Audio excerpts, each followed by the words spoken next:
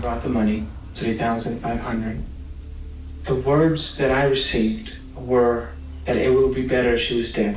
Le cœur de Stevie Belushi est à 2 doigts d'exploser. Elle a 13 ans et vit à Sarasota, une petite ville balnéaire en Floride. Aujourd'hui, elle a appris une nouvelle qui l'a fait décoller en orbite autour de la Terre. Le garçon sur lequel elle craque depuis des mois va enfin lui demander de sortir avec lui. Enfin, c'est ce que sa meilleure amie lui a dit après l'avoir entendu à la récréation de la bouche des élèves d'une autre classe. Les histoires d'amour au collège, c'est jamais simple. Il est un peu plus de 16h ce vendredi 7 novembre 1997. Le bus scolaire s'arrête sur Mark Ridge Road, dans le quartier pavillonnaire de Gulf Gate. Imagine-toi la banlieue américaine classique, avec les palmiers le long de la route, les gamins qui font du vélo, les pelouses tondues à la perfection. Dès que les portes s'ouvrent, Stevie bondit sur le trottoir et fonce chez elle au numéro 3120. Ce week-end, elle a prévu de camper devant le téléphone et d'attendre que son crush l'appelle comme prévu. Mais avant ça, bien sûr, elle veut tout raconter à sa mère. D'ailleurs, en arrivant, elle s'étonne que la porte ne soit pas verrouillée à double tour. Pourtant, ses parents ont tendance à être rigoureux là-dessus. Et Stevie sait très bien pourquoi. Mais elle n'a pas le temps d'y réfléchir. Des pleurs résonnent dans la maison. Dans le couloir de l'entrée, elle tombe sur ses 4 frères et sœurs, des quadruplés âgés de 23 mois, en train de se rouler par terre. Sur leurs mains, sur leurs pieds, il y a des taches rougeâtres. Stevie n'y prête pas attention. Elle cherche sa mère, elle l'appelle. Elle ne comprend pas comment elle peut laisser les quadruplés sans surveillance. Ça lui ressemble vraiment pas. En vérifiant les pièces une à une, elle finit par remarquer des signes de plus en plus alarmants. Le panier à linge renversé dans la buanderie, les vêtements éparpillés, l'empreinte d'une main ensanglantée sur l'encadrement de la porte. Et puis, ces traînées rouges au sol, qui conduisent jusqu'à la cuisine. Stevie n'est plus en orbite. Elle a atterri en urgence, brutalement confrontée à l'horreur la plus crue. C'est si violent qu'elle refuse de croire ce qu'elle voit. Elle doit être en train de rêver. Voilà, c'est ça, c'est un cauchemar. Il va pas durer et elle va se réveiller. Machinalement, elle se rend à l'étage, dans la chambre de ses parents, et décroche le téléphone pour composer le 911. Quand la voix de l'opératrice retentit au bout du fil, Stevie éclate en sanglots. Elle parvient difficilement à lui décrire la scène.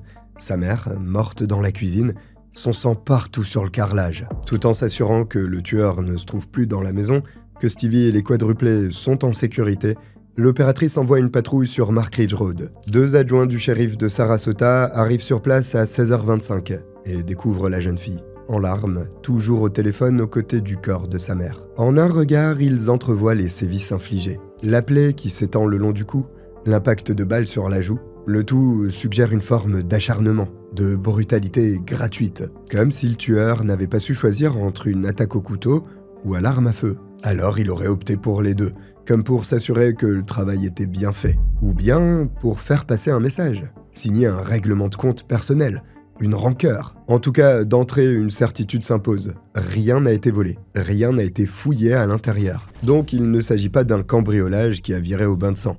Il s'agit d'une exécution. Délicatement, Stevie est escortée à l'extérieur dans le jardin. On lui confie ses frères et sœurs et leur père a été prévenu. Enfin, on lui a seulement dit de rentrer au plus vite. Et à son arrivée, tout le monde est déjà là. Les journalistes, les secours, les pompiers, les policiers. Il peut voir que des rubalises jaunes entourent sa maison et que ses enfants l'attendent dehors. Une seule personne manque à l'appel. Alors il comprend instantanément. De leur côté, les policiers chargés de l'enquête veulent l'entendre dès que possible. L'interrogatoire peut sembler délicat, voire inapproprié. L'homme vient quand même de perdre son épouse dans des conditions atroces. Et justement, dans ce genre d'affaires, on creuse systématiquement du côté du mari, du petit copain, de l'ex. J'ai l'impression de répéter ça dans chaque vidéo, mais 9 fois sur 10, faut pas chercher plus loin. Se mettre en couple, c'est déjà lancer une enquête. Là, bon, c'est pas tout à fait le cas, parce que le mari a un alibi solide. Jamie Belushi est un ancien Marine qui travaille comme commercial pour les laboratoires Pfizer. Aïe, Pfizer. Le genre de nom qui rappelle tout de suite des sales souvenirs. Mais bon, maintenant, c'est au tour des médecins légistes qui se penchent sur ce meurtre et vont établir que le crime a été commis en fin de matinée, au moins 6 heures avant que Stevie ne rentre du collège. Voilà une information importante, parce que vers midi, Jamie était au restaurant avec un client, à 140 km de chez lui. Des témoignages et l'addition le prouvent, et forcément, ça écarte le mari de tout soupçon. Par rancunier, Jamie aide les enquêteurs à mieux cerner sa compagne. Elle s'appelle Sheila Belushi, son nom de jeune fille c'est Walsh, et elle a 35 ans. Elle est originaire du Kansas, plus précisément de Topeka. une ville située juste à côté d'une base aérienne. Son père était pilote chasse dans l'armée, et elle l'a pas beaucoup vu durant son enfance. Non seulement il quitte rapidement le foyer pour refaire sa vie ailleurs, mais en plus il est tué durant une mission en 1972, et en pleine guerre du Vietnam. Malheureusement, des anecdotes comme ça, Sheila en a plein. En 1963, elle a à peine 1 an, quand l'une de ses sœurs décède à 19 mois, des suites d'une malformation cardiaque. Puis en 1978, c'est l'un de ses demi-frères qui met fin à ses jours. Malgré les deuils en cascade, Sheila réussit à grandir à peu près normalement.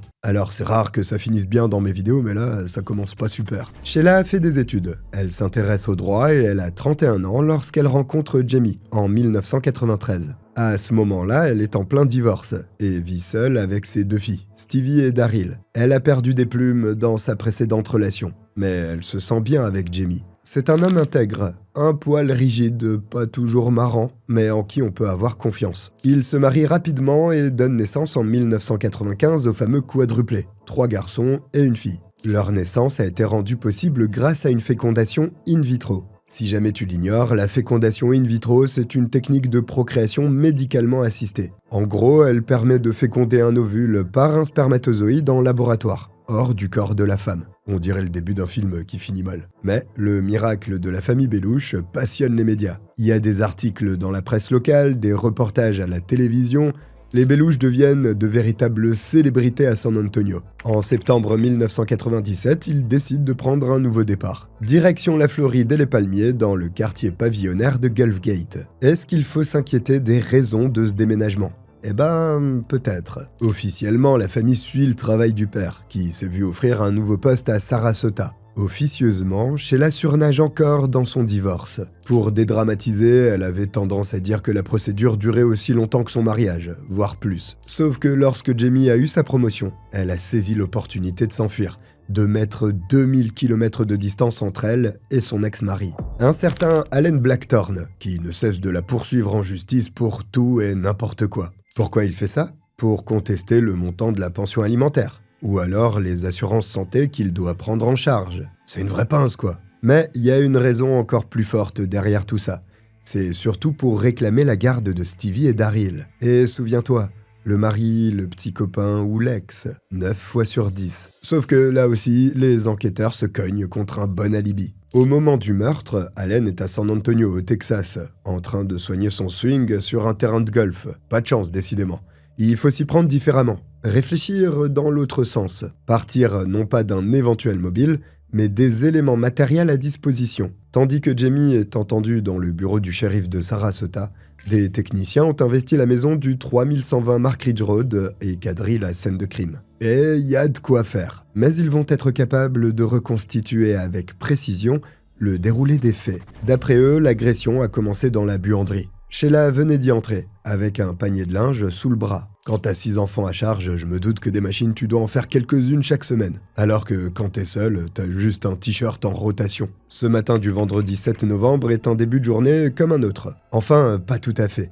Parce qu'un intrus attend Sheila, tapis dans l'ombre. Il se serait introduit par une fenêtre laissée entrouverte, à l'arrière de la propriété. Un premier coup de feu est tiré. L'impact est clairement visible sur le mur. Par terre, on retrouve la douille éjectée. C'est un calibre 45. On ramasse aussi une serviette qui est couverte de poudre noire. Les techniciens ont conclu que le tireur l'a enroulée autour de son canon, comme une sorte de silencieux artisanal. Et ça a plutôt bien marché.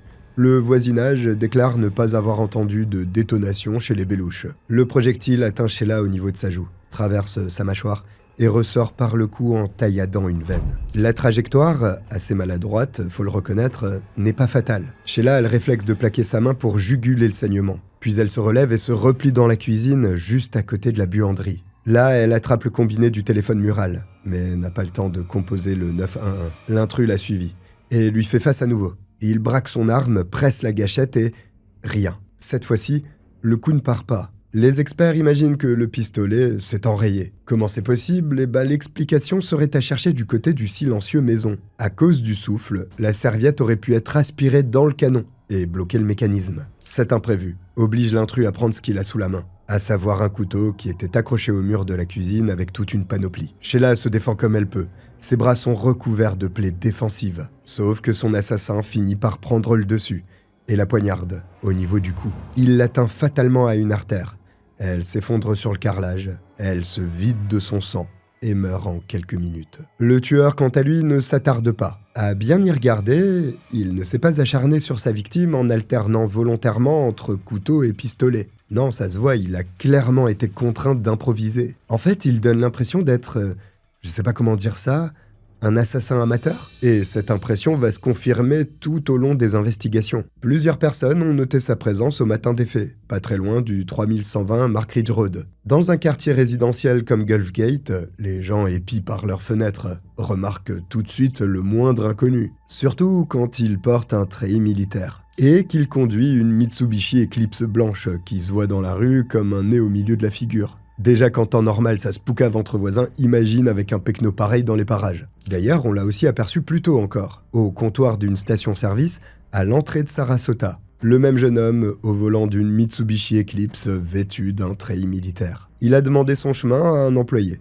Il cherchait à se rendre à Gulf Gate. Sur une carte plastifiée de la ville, il a pris le soin de laisser une empreinte digitale. D'ailleurs, je ne l'ai pas précisé, mais des empreintes, il en a semé partout sur la scène de crime. Notamment sur le manche du couteau de cuisine qu'il a oublié sur place. Je t'ai dit qu'on était sur un amateur. Un jardinier de Gulf Gate, qui est d'une vigilance remarquable, a quant à lui mémorisé la plaque de la Mitsubishi, YBR 62G. L'immatriculation guide l'enquête au Texas, à La Prior, une petite ville entre San Antonio et la frontière mexicaine. Les papiers du véhicule sont au nom d'une certaine Maria Del Toro, une dame toute gentille, toute mignonne, qu'on imagine mal avoir commis un tel massacre 2 jours plus tôt. Alors elle, non, mais pourquoi pas son petit-fils, qui a l'habitude de lui emprunter sa voiture. José Luis Del Toro, qu'on appelle plus communément Joey, a 21 ans. Maria n'est pas réellement sa grand-mère. Elle l'a recueilli quand il était enfant, alors qu'il avait été abandonné par ses parents.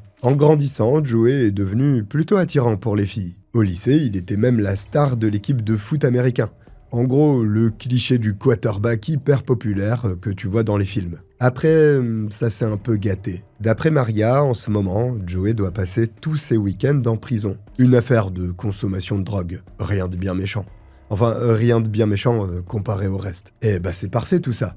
Ça arrange tout le monde. Les autorités ont déjà ces empreintes digitales dans leurs fichiers. Maintenant, est-ce que t'es étonné si je te dis qu'elles correspondent avec celles relevées à Sarasota dans la maison des Belushi? Ou alors si tu apprends que le week-end qui a suivi le 7 novembre, le jour des faits, Joey Del Toro ne s'est pas rendu en prison. Il avait prévenu l'établissement en avance, en prétextant les funérailles d'un membre de sa famille. À Austin, toujours au Texas, on localise sa Mitsubishi blanche. Elle stationne sur le parking de la résidence de sa petite amie. Enfin, l'une de ses petites amies.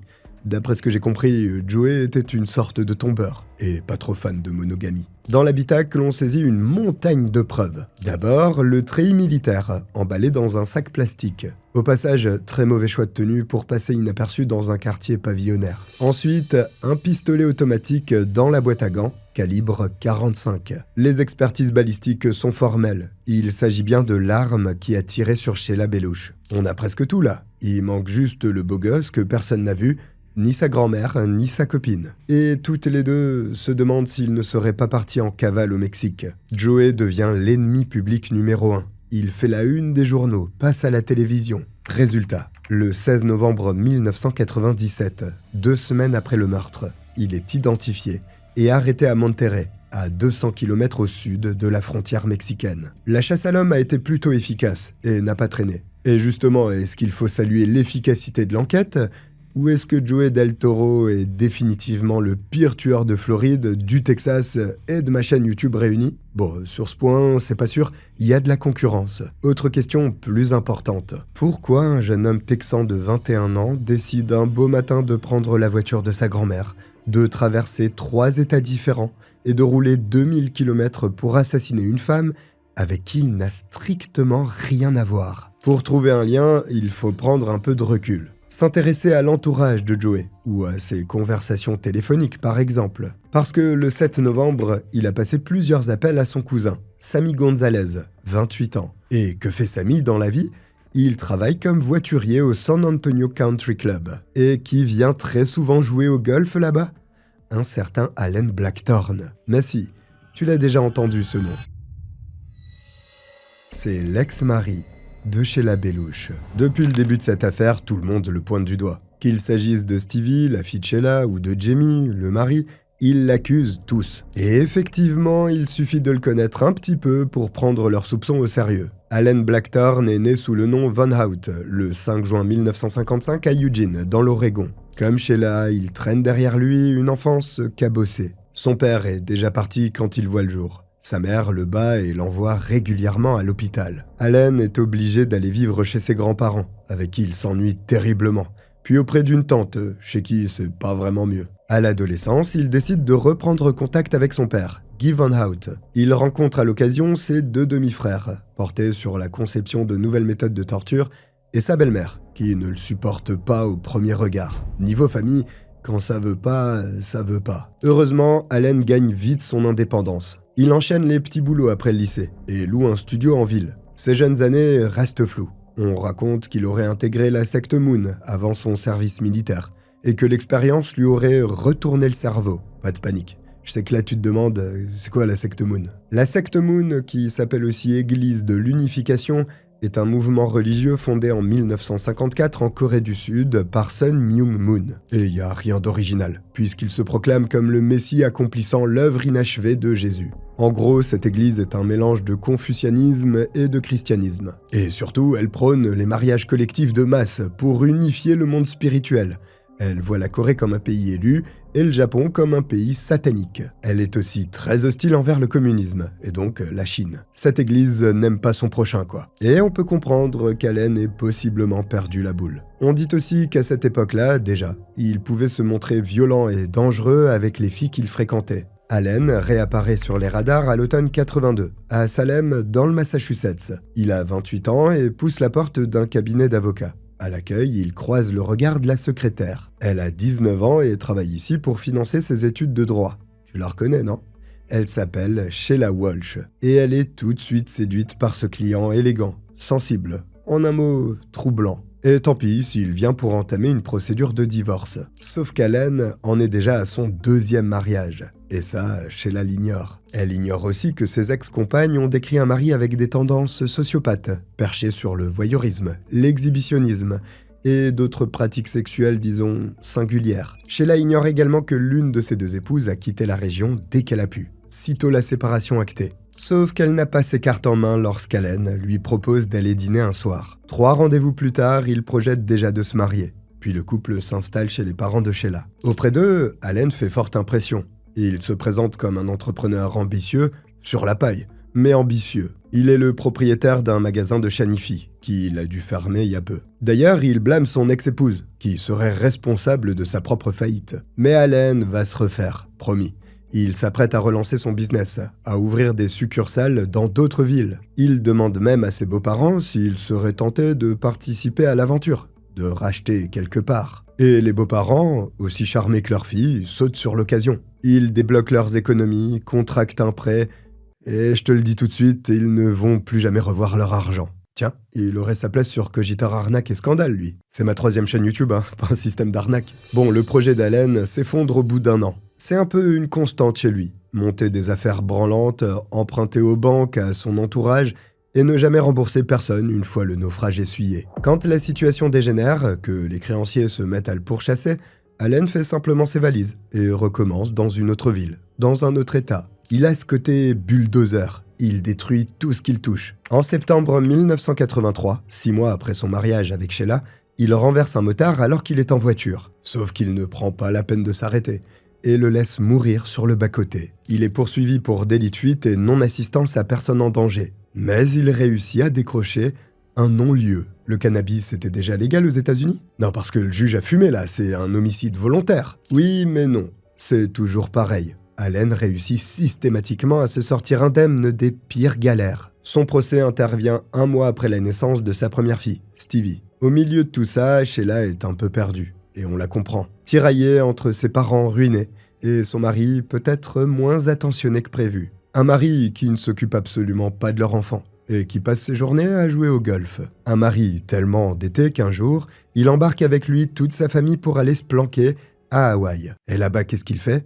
Il recommence évidemment. Pourquoi il s'arrêterait? Ça marche ces conneries. Sa nouvelle société s'appelle Pacific International Electronic Supply Company. Allen se spécialise cette fois-ci dans l'électrostimulation, en promettant que le produit vendu peut sculpter les muscles du corps sans aucun effort. Avoue, c'est génial, hein? Le principe est simple. Tu te mets sur le bide des électrodes qui balancent une décharge électrique qui va contracter le muscle. Et comme ça, les tablettes de chocolat sont assurées. Mais bon, si Allen vend ça, tu te doutes bien que ça marche aussi bien que l'ananas sur la pizza. Quoi qu'il en soit, les autorités fédérales vont mettre leur nez dans son business et l'accuser à l'arrivée de publicité mensongère. La douane saisit donc l'entrepôt où il stocke l'intégralité de sa marchandise. Et les banques à Hawaï, qui ont été assez naïves pour lui accorder un prêt, s'empressent de se rétracter. L'histoire se répète inlassablement. Allen est traqué par les agents de recouvrement. Sheila est enceinte de leur deuxième fille, Daryl, et elle se demande dans quel bourbier ils vont encore finir. En mars 1986, la famille se réfugie au Texas, à San Antonio.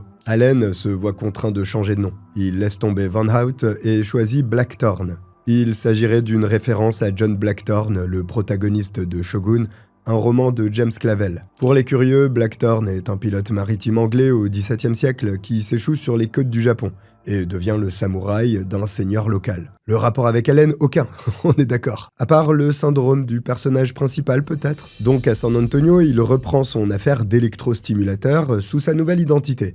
Et contre toute attente, ça décolle. Ça cartonne même, hein. À tel point qu'il ne lui reste qu'à vendre les droits de son produit pour être assuré de toucher des dividendes confortables. Environ 750 000 $ chaque année. À ce rythme, évidemment, Allen devient vite millionnaire. L'argent lui monte à la tête et lui confère un sentiment de toute puissance. En parallèle, le quotidien de Sheila se transforme en véritable enfer. Son mari l'accuse d'infidélité sans aucune raison et la soupçonne de rester uniquement pour profiter de sa fortune. Les disputes sont de plus en plus fréquentes et elles débordent du cadre intime. Lors d'une réunion de famille, fin 1986, Kerry, la sœur de Sheila, en est témoin. Elle n'a jamais oublié ces mots prononcés par Allen. « Si elle me quitte, je la tue. Et je prends les filles. » Quelques mois plus tard, des ecchymoses apparaissent sur les bras de Sheila. Ses proches ne manquent pas de le remarquer. La supplie de prévenir la police. Allen est interpellé. Il est reconnu coupable de violence conjugale, puis il est condamné à 12 mois de prison avec sursis. À quoi bon? Aussitôt arrêté, aussitôt libéré, comme d'habitude. Sauf que cette même année, Sheila craque. Longtemps, elle a cru à son mariage. Elle a longtemps gardé espoir qu'Allen puisse changer. Mais là, c'est fini. Chaque jour qui passe le rend encore plus irascible, violent et monstrueux. Alors elle prend ses 2 filles. Elle s'enfuit et elle demande le divorce. C'est là le début d'une longue bataille judiciaire, dans laquelle chaque partie se rend coup pour coup. Ils se traitent de tous les noms, s'accusent de tous les vices, et notamment d'abuser des enfants. En première instance, Sheila obtient gain de cause. Non seulement elle récupère la garde de Stevie et Daryl, mais elle réussit à se faire rembourser les dommages et intérêts de la part d'Allen. Une somme qui représente une centaine de milliers de dollars, sans compter les pensions alimentaires à verser chaque mois. Et évidemment, Allen est furieux. Il a l'orgueil des mauvais perdants et conteste la décision au tribunal. Il veut tout récupérer, son argent et ses enfants. Tandis que la procédure s'éternise dans les méandres de la justice, chacun refait sa vie. Allen continue son marathon des mariages et se marie une 4e fois, avec Maureen, déjà mère de 2 fils. Il les accueille dans sa splendide demeure et dans la banlieue chic de San Antonio. On parle là d'une villa évaluée à 800 000 $. De son côté, Sheila reprend des couleurs auprès de Jamie. Puis en 1995, les quadruplés viennent au monde et cicatrisent ses blessures. Maintenant, imagine un peu la réaction d'Allen lorsqu'il découvre que son ex-épouse a remonté la pente et qu'elle passe chaque soir à la télévision. Il est fou de rage, ça va de soi. Le bonheur des autres a tendance à le mettre dans une humeur exécrable. Pourtant, lorsque Jamie décroche une promotion en septembre 1997 et que le déménagement se prépare, Allen rend les armes. Subitement, sans prévenir, comme ça. Il laisse tomber les poursuites engagées. Il renonce même à ses droits parentaux. Sheila n'en revient pas, et elle ne cherche pas à comprendre. Avec ses quadruplés, ses 2 filles, et son mari sous le bras, elle file en Floride et s'y installe en toute discrétion. Son ex-mari a beau avoir abandonné toutes les poursuites, elle n'est pas naïve. Elle s'assure que rien ne filtre. Le nom du comté, de la ville, le choix du quartier, le numéro de la rue. Et si elle fait tout ça, c'est évidemment pour éviter d'avoir affaire à son ex le sociopathe. Malgré toutes les précautions qu'elle prend, Malgré la distance qui la sépare d'Allen, malgré la tranquillité ambiante de Gulf Gate, elle continue de vivre dans la peur et l'insécurité. D'où ce réflexe de fermer en permanence sa porte d'entrée à double tour, de regarder dans le rétroviseur si une voiture la suit d'un peu trop près. Et au fond, difficile de lui donner tort. 2 mois seulement après son arrivée à Sarasota, Sheila est sauvagement assassinée dans sa cuisine. Et la police s'apprête à lever le voile sur un sacré complot. Pas besoin de se creuser la tête pour envisager un mobile crédible. Qui n'a pas supporté d'avoir été quitté par Sheila? Qui a perdu la garde des enfants? Qui a dû débourser des centaines de milliers de dollars? Qui compte des antécédents judiciaires en matière de violence conjugale? Si t'as pas la réponse à ces questions-là, c'est que tu me provoques. Et pas sûr que ce soit malin de chercher un mec qui raconte comment d'autres mecs tuent à longueur de journée. Bon, dans cette affaire, Allen est le coupable idéal. Il a un alibi, c'est vrai. Cette partie de golf à San Antonio le jour du meurtre. Mais on connaît le personnage maintenant, machiavélique au possible. Assez pour commanditer un assassinat, monter un complot contre son ex-épouse, se couvrir, quitte à faire porter le chapeau à quelqu'un d'autre. On a tous une réponse bien tranchée en tête. Mais le tout demande à être prouvé, parce qu'Allen a été assez malin pour brouiller les pistes. Donc il faut réfléchir à l'envers encore une fois, remonter la chaîne de commandement.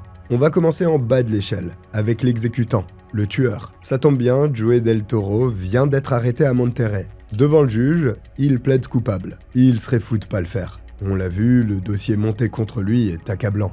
Donc, rapidement, il implique son cousin. C'est plus que c'était la famille. Selon lui, Sammy Gonzalez est venu le voir pour lui proposer un boulot chiffré à 3500 $. Qui est la cible? Une femme en Floride qui maltraiterait ses enfants. Au début, il n'était pas question de la tuer, seulement de l'intimider. Un passage à tabac en quelque sorte. Et puis, petit à petit, la nature du contrat aurait évolué. On s'est dit qu'il serait plus simple de se débarrasser d'elle définitivement, de pas lui laisser la possibilité de se relever. Au fond, c'est moins risqué. Le jour J, Joey entame donc son voyage, direction Sarasota, avec un pistolet automatique dans la boîte à gants. Après s'être égaré, après avoir demandé son chemin, il trouve enfin l'adresse notée sur un bout de papier, 3120 Mark Ridge Road. Il s'introduit dans la maison, prend le temps d'observer Sheila. Là, il se rend compte qu'elle ne maltraite absolument pas ses enfants. Au contraire même, il voit en elle une maman attentionnée, aimante. Joey réalise qu'il s'apprête à commettre une erreur monumentale. La suite, il la raconte lui-même au cours de son interrogatoire. En fait, je voulais pas le faire. J'étais sur le point de partir quand elle a remarqué que la porte était ouverte, entre la buanderie et le garage. Elle l'a remarqué, je pouvais pas m'enfuir, je pouvais rien faire. Alors Joey panique, il tue Sheila et s'enfuit en laissant des traces de sa présence dans chaque recoin de la maison. Le lendemain, à l'annonce du meurtre dans les médias, Sammy se liquéfie. C'est lui qui devait s'occuper du contrat à l'origine, mais il ne s'en est pas senti capable, d'où son idée de déléguer la tâche à son cousin, quitte à diviser la paye. Sauf que Joey n'a pas suivi le plan. Le corps devait disparaître par tous les moyens, lesté dans l'océan ou enterré au fond d'un bois. Au lieu de ça, la scène de crime est un carnage et le pays entier est en alerte. Une chose est sûre, le commanditaire ne va pas être content. D'ailleurs, il serait peut-être temps de dévoiler son nom. Arrêté puis interrogé à son tour, Sammy Gonzalez ne se fait pas prier. Avec le procureur, il passe un plea deal, un accord qui lui garantit qu'en échange de son témoignage, il est assuré d'obtenir une réduction de peine. Les soldes pénales en gros. Puisque Sammy travaille comme voiturier au San Antonio Country Club, tout le monde s'attend à ce qu'il dénonce directement Allen Blackthorne. L'ex-mari golfeur, le suspect numéro 1. Perdu. C'est un petit peu plus compliqué que ça. Sammy prétend avoir été approché par un autre membre du club de golf, un certain Danny DaRocha. Promis, c'est le dernier nom à retenir de cette vidéo. Danny a 28 ans. Il est père de 3 enfants. Il a pas vraiment de métier. C'est dur à décrire, mais imagine un mélange entre un bookmaker et un escroc. Oui, pas facile, je sais, mais essaye quand même. Il gagne sa vie sur des coups de poker. Il parie sa maison tous les 4 matins. Il y peut rien, c'est un joueur dans l'âme, un vrai accro. C'est aussi un passionné de golf. Depuis 1 an, on le voit très souvent sur le green du San Antonio Country Club. Il fait des parcours avec un autre habitué, Allen Blackthorne, bien entendu, qui semble être devenu la principale source de revenus de Danny. Les deux parient des sommes monstres sur des parties. Les mises vont jusqu'à 7000 $ le trou. Et Danny, qui gagne la plupart du temps, empoche parfois 30 000 $ à la fin de la journée. On sent une relation profonde entre les deux hommes, un sentiment de confiance, assez pour que l'un demande à l'autre d'organiser l'assassinat de son ex-épouse. Quand on pose la question à Danny, qui a eu droit aux pinces à son tour, Il garde le silence. Il est bien le seul d'ailleurs. Samy, l'intermédiaire qui a passé un accord avec le procureur, s'épargne le coup d'un procès. Reconnu coupable de participation à une conspiration pour meurtre, il écope de 19 années de prison. Ça peut paraître beaucoup, mais dis-toi qu'il risquait la réclusion criminelle à perpétuité. Ou pire encore. C'est justement le verdict qui attend Joey, son cousin, le tueur désigné. Prison à vie et surtout pas de libération conditionnelle. Pas de pardon. À son procès ouvert en 2000, l'accusé va essayer de présenter des excuses à la famille de Sheila. Inflexible, Jamie Belushi tient des mots très durs à son égard. Votre honneur, envoyez ce misérable lâche pourrir derrière les barreaux. Sauf qu'à l'arrivée, tu l'as remarqué, ni Joey ni Samy n'ont mentionné l'implication d'Allen dans le complot. Donc tout repose sur Danny DaRocha. Pourtant, il s'obstine à ne rien révéler et refuse de passer un accord avec le procureur. Il est joueur, il veut tenter sa chance.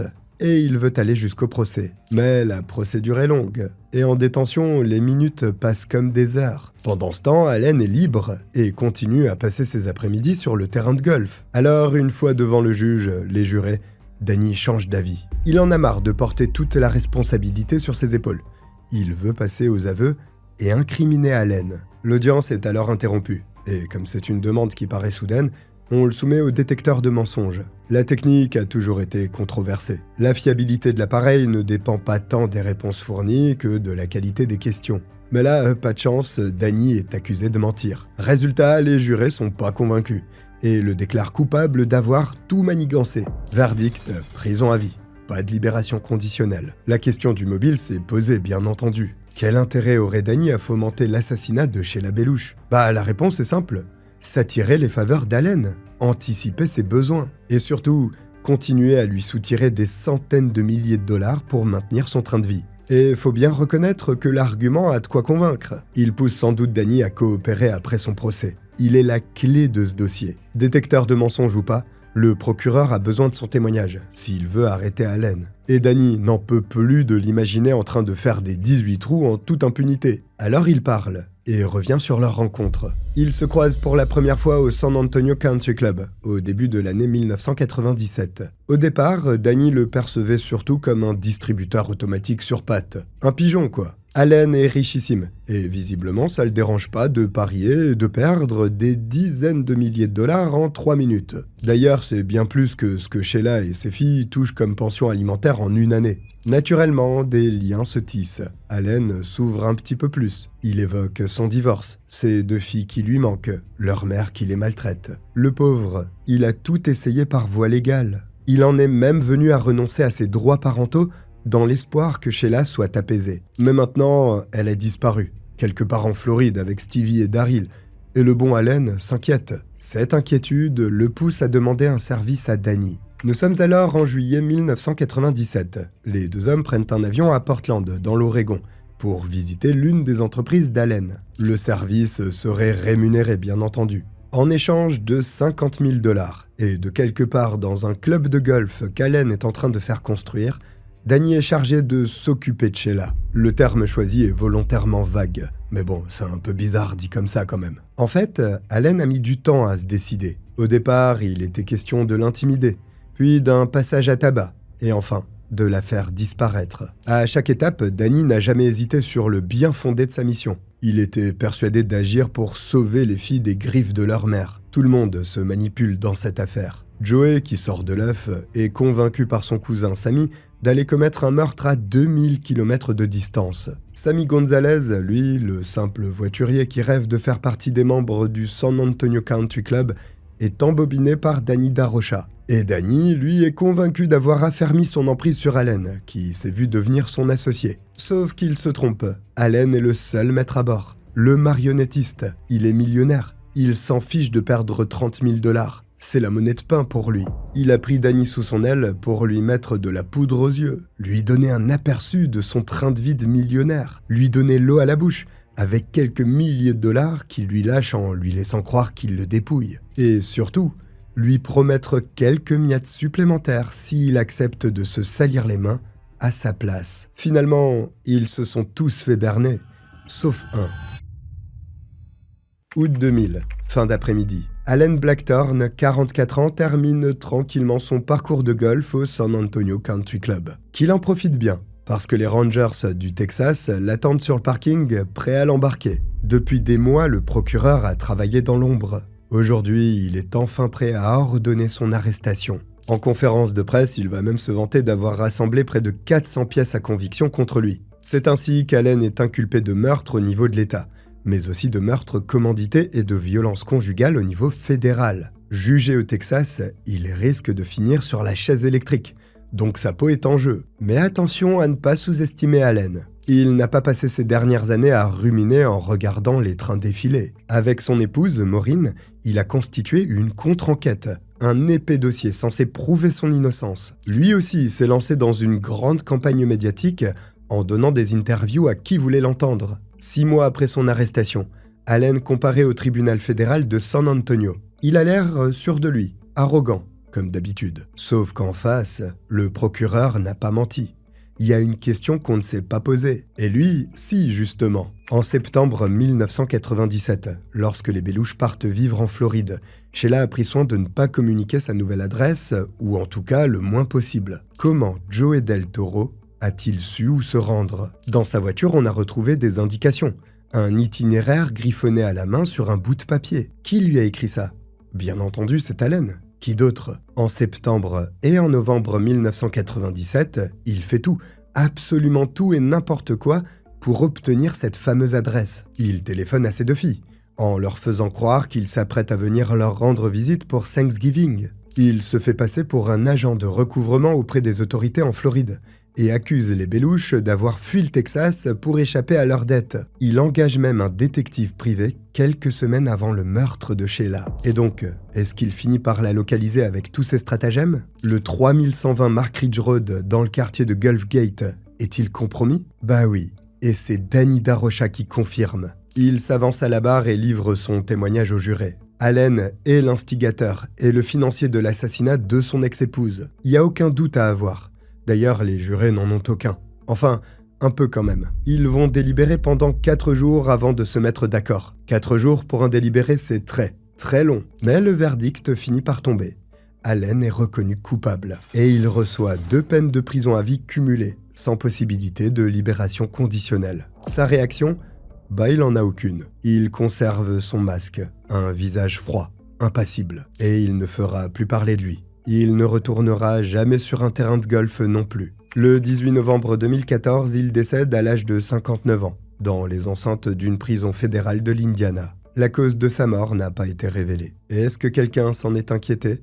Je te laisse deviner la réponse. Ce qui est fou, c'est que 3 personnes ont été manipulées dans cette affaire, alors que parvenir à manipuler une personne déjà, c'est un exploit. Forcément, ça doit te rappeler l'histoire de Teresa Sivers que je t'avais racontée ici. C'était dingue aussi niveau manipulation. On est arrivé à la fin de cette affaire criminelle, un grand merci de m'avoir suivi jusqu'au bout, n'hésite pas à t'abonner, et je te dis à très vite, bye.